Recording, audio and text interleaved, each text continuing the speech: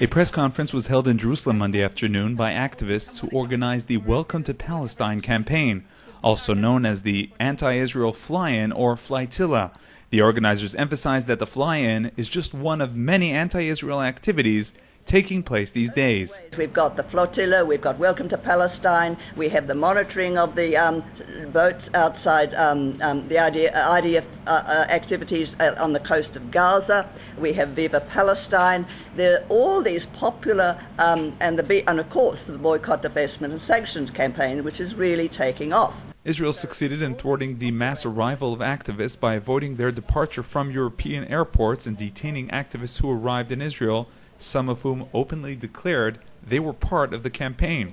The organizers, who failed to stage the large media event they had planned, stated today that they are pleased with the outcome. It seems as if for the organizers, confrontation is a goal because it can help them convey their messages. Israel helps us all the time by making totally inappropriate, exaggerated responses to all these initiatives. So the idea, if it's not to succeed to get in or not, but there is a need to challenge the Israeli blockade. That again is an extraordinary mobilization of power, just as with the flotilla, the mobilization of power to stop us leaving Greece. The organizers explained how their activists were stopped before even getting on the planes. 2 days before the flights, passengers started to receive messages from the travel agency of the airlines asking them that their flight is cancelled, and if they need to know, they have to go to the Israeli embassy.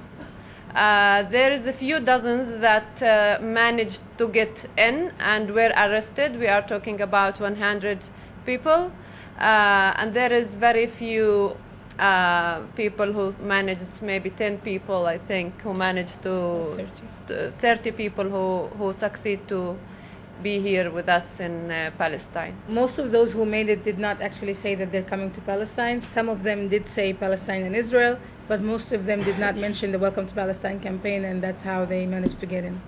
And they didn't mention that they're going to Palestine. We were both on the flotilla. We were sailing on the Tahrir, the Canadian ship, and we participated in the flotilla, but we were not able to leave Greece because of the machinations of the Israeli government in relation to Greece in its weakened economic state. We decided we would fly to Tel Aviv and join the Welcome to Israel. Join the Welcome to Palestine. Most people were detained on the Friday. We arrived in Tel Aviv very, very early on Tuesday morning and were simply for saying we want to visit Palestine.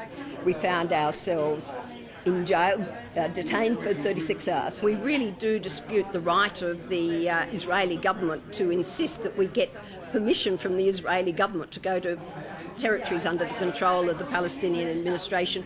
In the press conference, the organizers announced their next planned fly-in campaign. We're going to repeat this campaign.